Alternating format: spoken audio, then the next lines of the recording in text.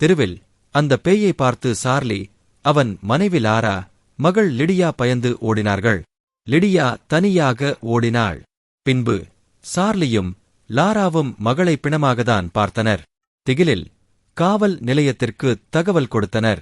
Laura சார்லியின் மனைவியை தொடர்பு கொண்டு அவளிடம் மன்னிப்பு கேட்டாள். இதன் மூலம் பழிவாங்கும் ஆவியை அமைதிப்படுத்த விரும்பினாள். அடுத்த நாள் ஜிம்மி விரைவாக வந்து அதை சமாளிக்க ஒரு வழி இருப்பதாக கூறினார். அந்த பேய் குடும்பத்தின் வாரிசான எலியை பார்க்க அழைத்துச் சென்றான். அவன் அவர்களுக்கு ஒரு கத்தியை கொடுத்தான். அது அவளை கொல்ல பயன்படுத்திய அதே கத்தி. அந்த கத்தியால் அவள் தலையையும் உடலையும் தனித்தனியாக புதைப்பதன் மூலம் அவள் மீண்டும் உயிர்த்தெழுவதை தடுக்க முடியும் என்றான்.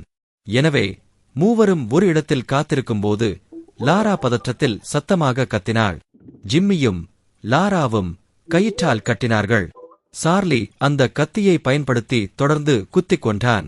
பின்னர் மூவரும் அவள் தலையை வெட்டி தனித்தனியாக புதைத்து அந்த தீய சக்தியை அகற்றினார்கள். எல்லாம் முடிந்துவிட்டது என்று நினைத்தபோது அடுத்த நாள் சார்லி சோபாவில் இறந்து கிடப்பதை கண்டாள் லாரா. அவள் திரும்பி வந்திருக்கலாம் என்பதை உணர்ந்து பயத்தில் அவசரமாக ஏரிக்கரைக்கு ஓடினாள். அவள் ஏன் தன்னை கொல்லவில்லை என்று அவள் யோசித்தாள். அன்று அவள் சார்லியின் மனைவிக்கு போன் செய்து மன்னிப்பு கேட்டது ஒருவேளை காரணமாக இருக்கலாம். அவள் அவசரமாக காரில் ஏறி வேகமாக வெளியேறினாள். கார் கண்ணாடியில் அந்த தீய கண்கள் தன்னை பார்ப்பது அவளுக்கு தெரிந்தது. அவள் துரத்தவில்லை.